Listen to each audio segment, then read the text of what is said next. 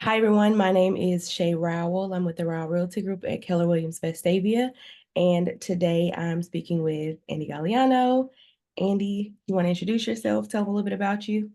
Yeah, Shay, thank you. I appreciate you having me on again today. And I am Andy Gagliano with Gagliano Mortgage. We're a local mortgage firm here in the Birmingham area and been in business way longer than I care to admit, probably longer than some people watching this video have been walking around. And you Shay, don't look it. oh, well, let me here. Now I don't. Wait, did my forehead get covered up or my five head? So, so yeah, we're, like I said, a local firm. We're licensed in Alabama and Florida, so we can do mortgages in those two states. And just love helping people. I mean, I love this job. It's so much fun. It's so rewarding going to closing and, especially I don't want to take anything away from the eighth time or 10th time home buyers or those who are downsizing, but absolutely love working with first time home buyers and self employed borrowers as well. Those are very rewarding loans to do. So, what do you Oh, Amy, I really what do do you appreciate think you. for today? Today, do we have a market update? The daunting.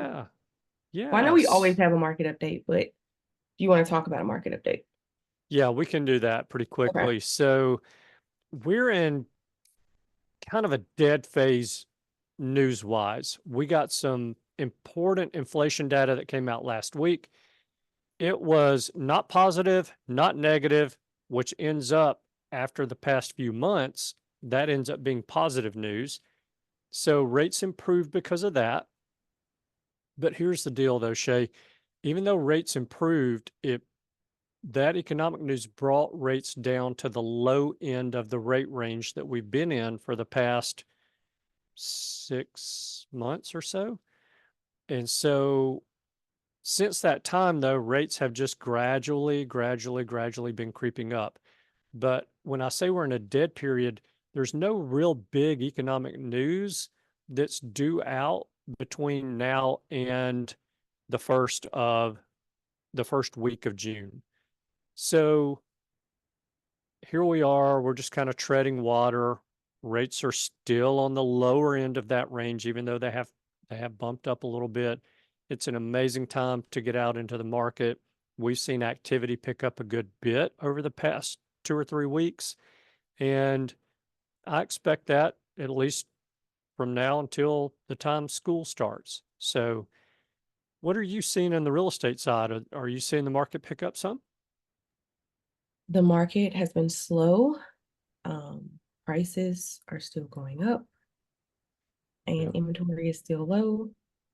Um, but we have seen some slowdown, and we're assuming that it's because holiday time, Mother's Day. It's about to be another holiday. School is getting out. It's very chaotic right now. It's a Yes. lot going on, but the prices are still increasing, and the inventory is still very low. Yeah. Yeah. It's it's an interesting time in the real estate market for sure. And you would look at it and say, okay, well, supply and demand, there's less demand. And so we would think that prices would be coming down. But yes, there is less demand than there was, say, this time last year. But I think there's also less inventory. Mm-hmm. And because of that, well, the supply and demand, if you look at that ratio, it's unchanged or maybe even leaning more towards being a seller's market than it was even a year ago. But Right, it's a very interesting time. right. I will say the one thing that kind of gives buyers an upper hand in this type of market is the fact that the market is still slow. If something's been sitting for a while, you may have a bit of room to negotiate. That's true. That may And help. yeah, even though it may not be a huge negotiation or reduction in that sales price, it does still afford a buyer a chance to go in and ask for some of the concessions like hey, seller, will you pay some of my closing cost? Right. Oh, by the way, can you leave the outdoor furniture that you have on the deck as Right. part of the deal?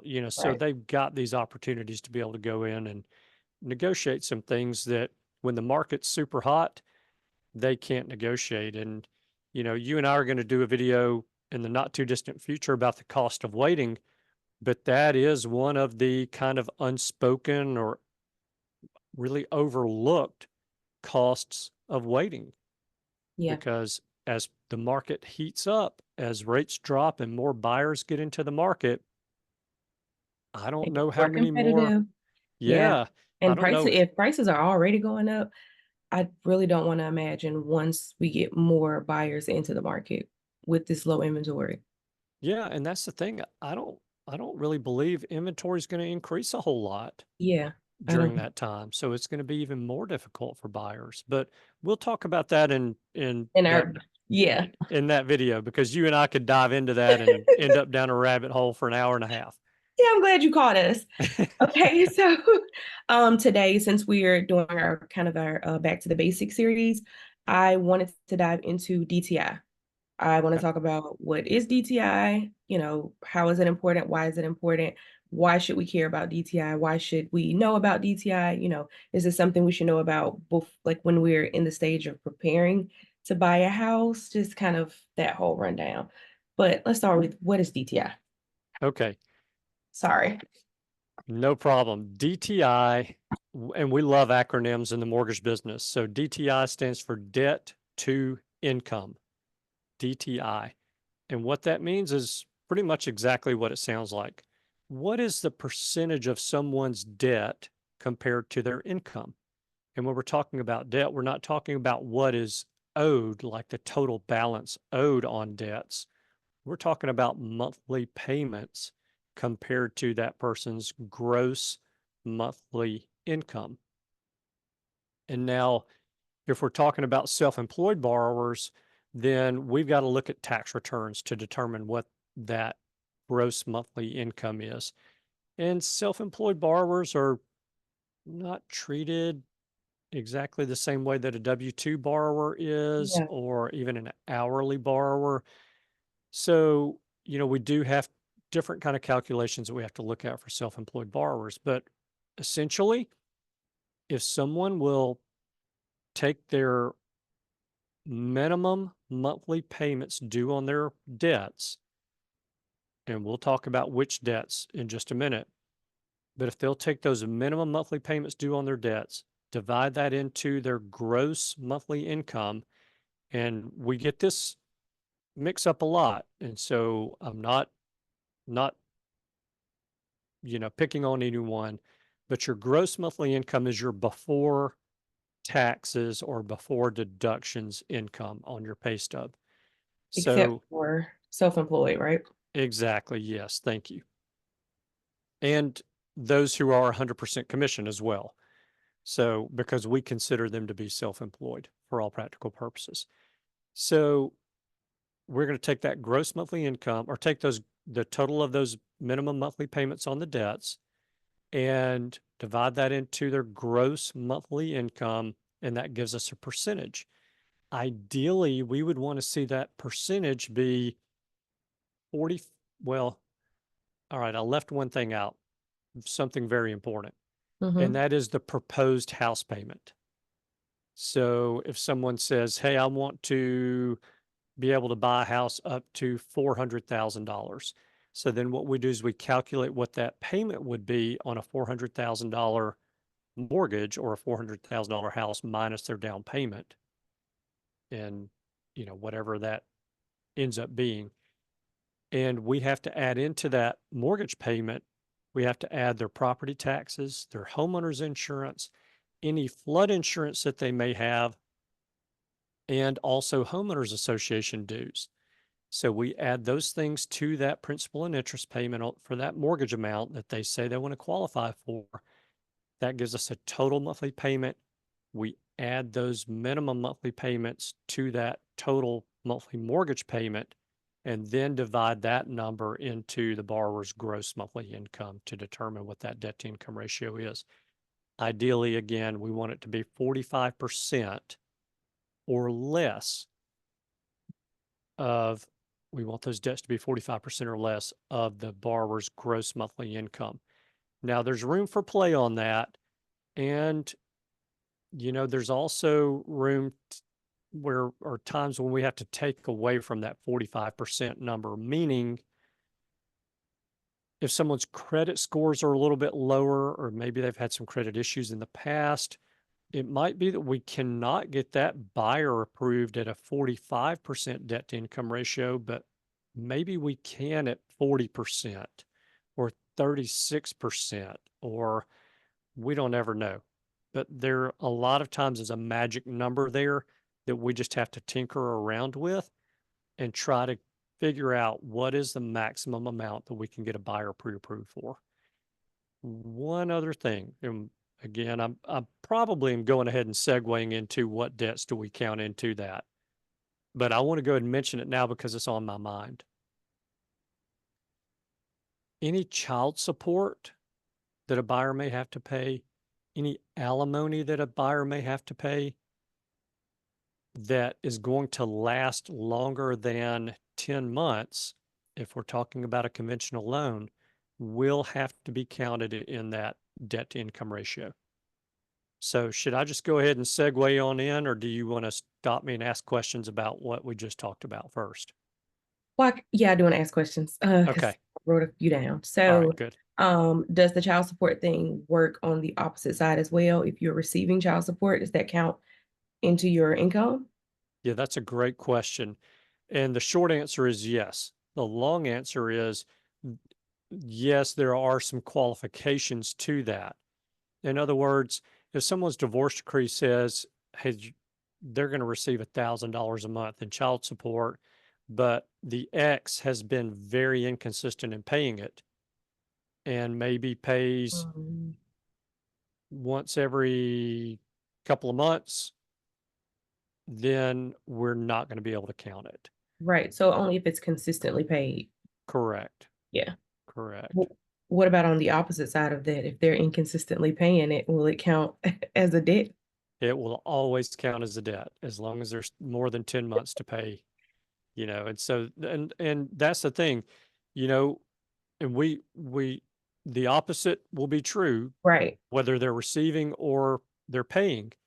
But we look at, of course, we have to have a copy of the divorce decree Mm-hmm. and any amendments or changes to that divorce decree. So if the spouse who's receiving child support, and it's not always the wife or ex-wife, but if the spouse who's receiving child support goes back to court and says, hey, my ex is making way more money than he or she claimed when we went through the divorce initially.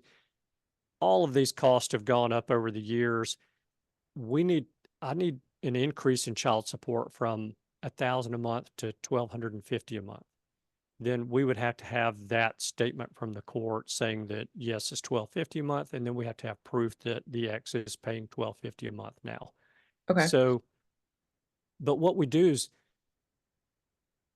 every divorce decree I've ever seen will say the ex-spouse or an ex-spouse pays child support until the children are of the age of 19. majority or Yeah. until they get out of college, Right. up to the age of 22 or 25, or whatever the court and the attorneys and the exes agree to.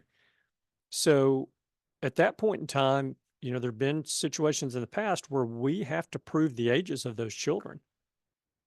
So, it might, because we have to prove that that income has been received consistently, but also that it will continue for more than 3 years. So that's where providing birth certificates sometimes is a necessity for us to be able to count that income. Okay. Or in the case of someone who's paying that child support as a debt, we can provide those birth certificates and the divorce decree that proves that, okay, on child number one, there is no child support being paid anymore because that child has exceeded the age that Right. is required in the divorce decree. But child number two is 6 months away from not being required to make child support payments for anymore. So there, a lot of times, and you hear this as well, because a lot of times the buyers will come to you and say, hey, Andy's asking for this documentation. Why does he need it? Instead of coming to me and saying, hey, Andy, why do you need this?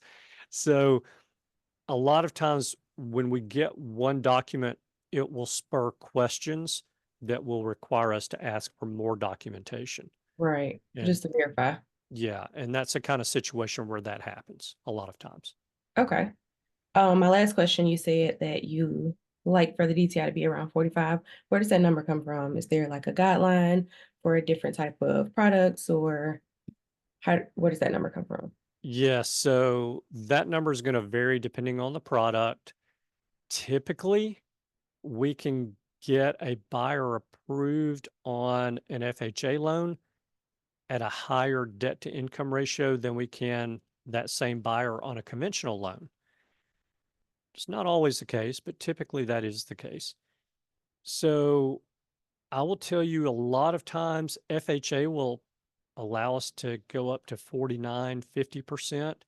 I just closed one last month that was where FHA was allowing a 55% debt to income ratio. That's the highest one I've seen in quite a while. Does this So happen because of good credit or I, I really don't it's know just an because FHA? It just depends. yeah, this buyer didn't have the best credit or credit Oh, okay. scores, I should say. Yeah. So, I wish that there was something kind of hard and fast because it would help make my job a lot easier. Yeah. And it would help me to be able to explain to a buyer, hey, here's your number. Here's why it's this number.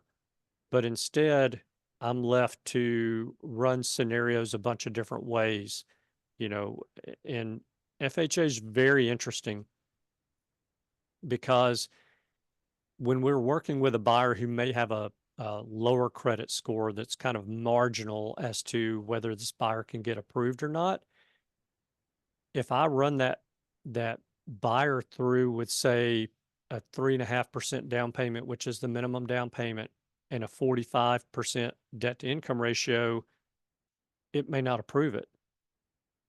But if I back that debt to income ratio down to 44.49%, a lot of times it will approve it. So it takes a lot of trial and error on our part to be able to figure out what is that maximum amount that someone can qualify. What is that maximum debt to income ratio that FHA or conventional is going to allow?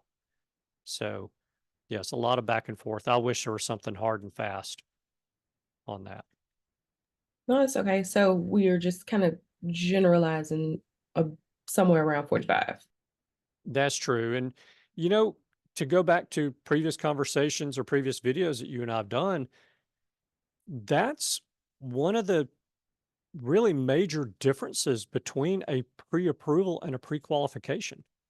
Because when I pre-qualify someone over the telephone, I am using that 45% maximum debt to income ratio. Well, I don't know if that's going to be the number. Maybe it's 55%. Maybe it's 35%. I don't know. So until that buyer applies for the mortgage and we get credit pulled and I can run that file through the automated underwriting system, I don't know for sure. So that's why I always say, if a buyer's very interested in going and looking at houses today or next month, let's go ahead and get pre-approved so we know what those numbers are. We're not Right. guessing, we're not speculating, we're not saying, hey, based on Andy's past experience, here's what Andy thinks you can be approved for. We're saying this is what you are pre-approved for. So So it's more of major like a difference. total package situation. Yes. Yes. Okay. Okay, cool. That's all I had. I think we can segue more into like the debts that are included in it. Yeah. Okay. So this is something we get a lot of questions on as well. So we talked about child support and alimony. We talked about debt payments that have less than 10 months to be paid on them. Now, that's on a conventional loan. So those debts would be excluded on a conventional loan, but on FHA, there's a special condition as to whether or not we can exclude that debt from that buyer's debt to income ratio. So I'm just going to go out on a limb and say probably 50 to 75% of the time, and that's a pretty broad range, that debt with less than 10 months to be paid on an FHA loan would need to be counted in that buyer's debt to income ratio. We can get into specifics, when someone has that situation come up and they want to know why, we can talk about what the exact guidelines are on that. But let's talk about the other debts. So, any installment loans, car loans, student loans, and we're going to dive into that in a little more detail here in just a second. Any installment debt, like a debt consolidation loan, where your payment is fixed every month, and every month there's a certain amount of money that goes towards principal, a certain amount of that payment that goes towards principal, and a certain amount of that payment that goes towards interest. And those percentages or those amounts don't change each month. They're the same. They are paying that debt down each month. That type of installment loan, we would have to count. We count minimum payments due on credit cards. So if someone has an Amex that is an open account where that account balance has to be paid in full every single month, and there's a lot of American Express cards like that, then what we do, there's conditions again for us to be able to allow this, but typically what we'll do is we'll take the outstanding balance on that American Express card and we'll take 5% of it and use that for a monthly payment. So if the balance owed is $10,000, 5% of $10,000 is $500. So that Good to $500 know. payment, what's that? I just said that's good to know. I didn't know Yeah. that. Yeah. So we don't, if you think about it, if that person has a $10,000 balance on their American Express card, their income may be $7,500 a month. Well, let's just suppose that American Express card's a business expense credit card that they're reimbursed for every single month. Well, we've just totally excluded that buyer from being able to buy a home for debts charged on a credit card that are the responsibility of the employer to repay. So that's the main reason why that rule is the way that it is. So we don't, we're going to count any mortgage or housing payment or real estate related payment. And I've had this come up just recently. I have a buyer that I'm working with who owns her home free and clear. She has no mortgage on it. She wants to buy a new home, do some work to that new home while she's still living in her current property, and then sell that current residence after the work's done to the new one and she gets all of her furniture moved into the new house. She wants to sell the current residence. And what we have to do, remember, I said that house is owned free and clear, but we still have to count property taxes, homeowners insurance, and homeowners association dues. And if there were any flood insurance on that property, we'd have to count that as well. But we have to count the minimum payments, minimum monthly payment for those debts against her debt to income ratio, because that property is still, she's still responsible for it. And those debts are still going to be due. Those property taxes and homeowners insurance, all those things are still going to be due. So, if someone owns raw land and they don't owe anything on it, there's still property taxes due on that raw land, and we have to count those property taxes against someone's debt to income ratio. So we don't count things like health insurance premiums, car insurance premiums. We don't count cell phone bills, electric bills, water, any utilities. We don't count those in someone's debt to income ratio.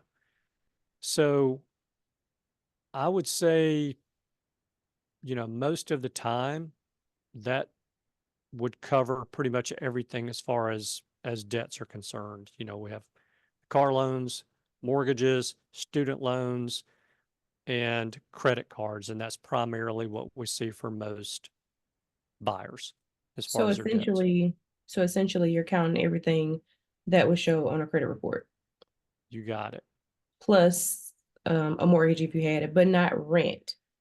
We're Correct. replacing if you're renting, we're replacing that with what the mortgage would be for the house that you're looking for, That is right? correct. Yep. Yep. Okay. What about ooh, and this I don't know if this is kind of on topic, but since we're talking about the credit report, what if you have medical bills in your credit report? Does that That count against is, you? that's a great question. So the medical bills, let's say they're medical collections. Right. All right. So medical collections, we're not going to count payments against someone for those debts. The mortgage industry has come to realize over the last decade or so that I don't think there's a way I can put this politely, so I'm just going to put it bluntly. Doctors stink at billing.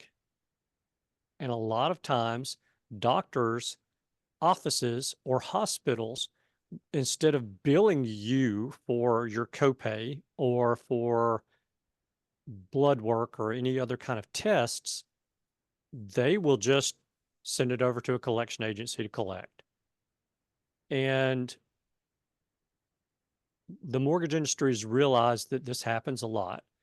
So we don't put a whole lot of emphasis on medical collections because of how backwards they bill. And they just don't, a lot of times, don't do things the right way. They do things the easy way for them. And Yeah. so, a small doctor's office, they're not built for billing and following up on collecting payments. So, what they are or what they have figured out is they can turn that over to someone who's good at it, like a collection agency, and let that collection agency collect. Now, that doesn't always mean that as soon as it's turned over to a collection agency, it's reported on someone's credit because there are laws against that. The collection agency by law has, and that law varies, I think, depending on the state that someone lives in. But the collection agency, from the time they reach out to that person who owes that debt, cannot report that debt on someone's credit report until a certain number of days has passed. So that gives the patient, in this case, an opportunity to pay that debt before it would ever show on their credit report. And the doctor's office doesn't feel bad about, turning it over to a company that can actually collect for them. Right.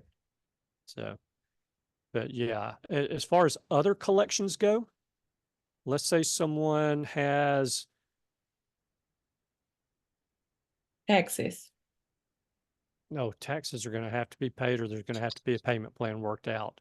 And That if was there's what a I wanted to talk about that because that doesn't show up on your credit report, I don't think, if you have an installment.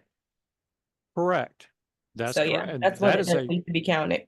that is a great point, and I'm glad you brought it up because I skipped right over it when I was talking about debt to income ratios. So if someone is making payments for their taxes owed in a previous or previous tax years, then we have to count that payment to the IRS in someone's debt to income ratio as long as there's more than 10 months to be paid on it.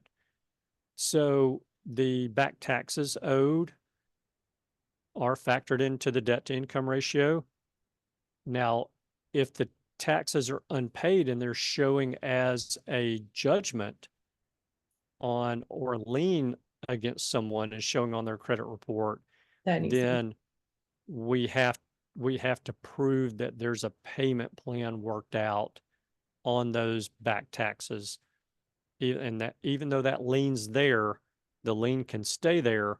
We just have to prove that there's progress being made to pay that off, because the IRS trumps all debt, all debt.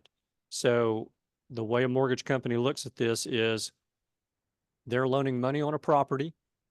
They're going to be in what we call in the industry first lien position, meaning Mhm. they are the first creditor owed on that property should the should anybody take it back. Even if the third person who's owed on that property takes that property back, forecloses on it, the first lien holder gets paid first. Well, the IRS is if someone owes money and they own property, the IRS can be that first lien holder, which would push the mortgage company to second lien position, meaning They gonna get their money. That's what odd they. man out. Yeah. The mortgage company is going to be the odd man out, at least for some of the money that they're owed in the case of a foreclosure. So the mortgage companies want to make 1000% sure that as of the day of closing, there are no back taxes owed that could be a lien or a judgment against that buyer, either at the day of closing or even tomorrow or a month from now. What's kind of crazy about the mortgage industry is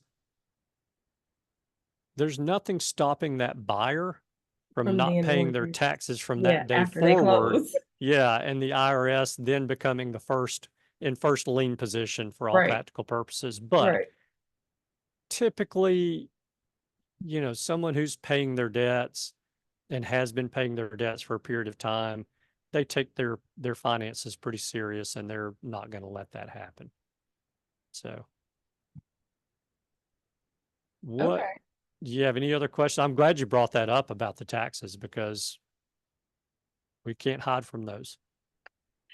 No, I think that was it. Okay, so my roundup basically, well, I did.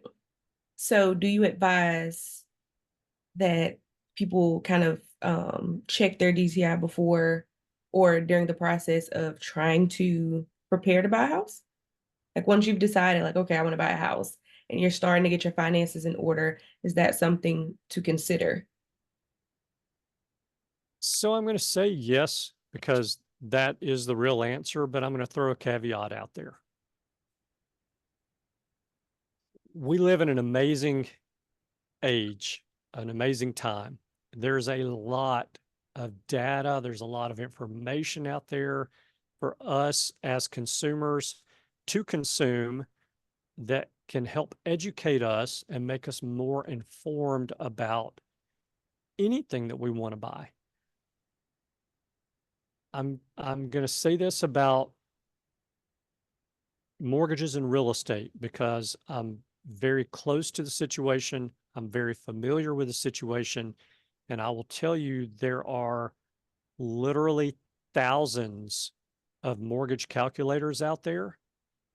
And I would tell you that of those thousands that are out there, there's probably 5 to 10% of them that do a good job of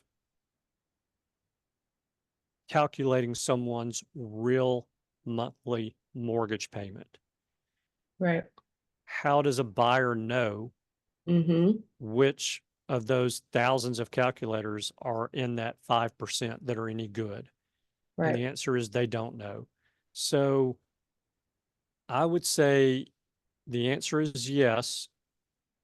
Do try to figure out what your debt to income ratio is if you're interested in buying in the next month, 6 months, 12 months. but have a conversation with a loan officer, a licensed mortgage loan officer, to determine what that number is, because we're going to ask you questions that a calculator a lot of times is not going to ask you. And I'll give you a perfect example of that. A question that I normally ask when someone calls me to say, hey, I want to see how much of a house I can qualify for, I will ask, where do you want to buy? Mm-hmm. Because if they tell me I'm interested in buying in Morgan County, unincorporated Morgan County, Alabama, those property taxes are going to be much, much different than that person who tells me that they want to buy in Mountain Brook, Alabama, in incorporated Mountain Brook. So those property taxes, you're talking, let's just throw out and say it's a $600,000 house in Morgan County and a $600,000 house in Mountain Brook. The property taxes in Morgan County are probably going to be $2,500 a year. The property taxes in Mountain Brook, Alabama are probably going to be 7,000, 6,500 a year. Right. So you're talking about several $100s per month in additional debt that an online calculator is not even going to come close to throwing into the equation. So that's where having that human interaction, as much as we want to rely on computers to do everything, we still need to talk to people. We still need to have conversations with them. And that's where that pays off. Okay. So your advice would be, before trying to figure out your DTI, call someone, call a professional. Let's talk about it Absolutely. together. Not me. Absolutely. Yes. Yeah. Okay. Call a mortgage loan officer and get those calculations run. It's worth a 10-minute conversation on the phone. It really is. It'll save a Right. lot of headache and heartache. Okay. Any final notes, final words? Anything we forgot?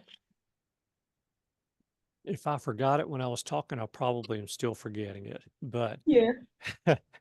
I think we pretty well covered it. You know, this is a great topic, and it's one of those things that just like I mentioned about the lady who wants to keep her home today and buy a new one, and calculating her debt to income ratio, she's trying to determine or asking a lot of questions as to, well, why do I have to count property taxes on the new house that I'm buying because I'm exempt on my current house? Well, the reason is that we don't know that you're going to be exempt on the new house No, yeah. because the current owner may be paying taxes as of today. And if the current owner is paying taxes as of today, then we have to count those taxes against you on that property when you go to buy it. Plus, when you go to the county to claim homestead on that new property, you're going to lose your exemption on the other one. So, there's just a lot of things out there. There's a lot of questions that are brought up. There's a lot of confusion about debt to income ratio. And again, that's just another reason to have that conversation with a professional. Yeah. So, but yeah, that in closing, I would say that's it. This is just a great topic to bring up and discuss. And look, you and I think we did a pretty good job covering the vast majority of it, Yeah. but we haven't covered it all. Right. So there's Well, no way to do it in a video.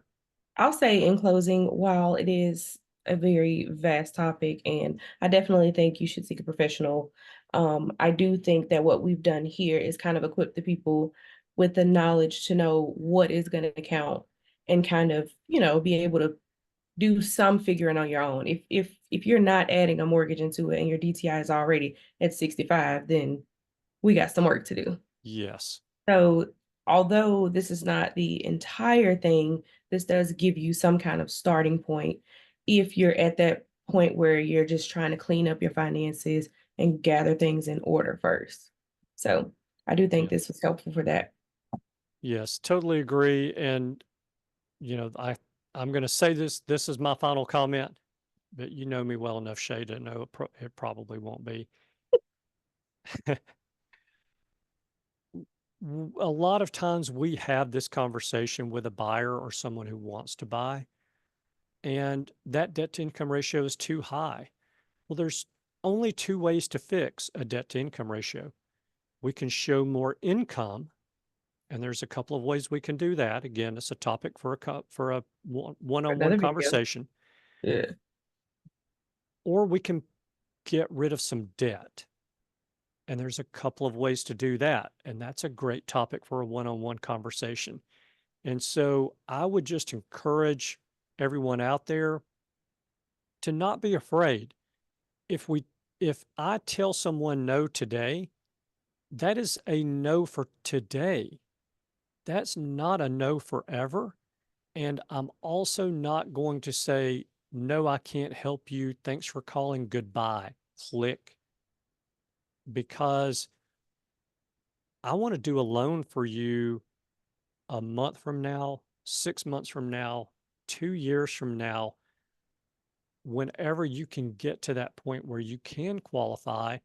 And so I'll help you put together a game plan and just say, no, you can't qualify today to buy a home because your debt to income ratio is too high. However, if you do these three things, and I would do this one first, I would do this one second, and I would do this one third. If you'll do these three things, or five things, or one thing, then in X amount of time, I expect that you will be able to buy a home and you'll be able to buy something of this amount.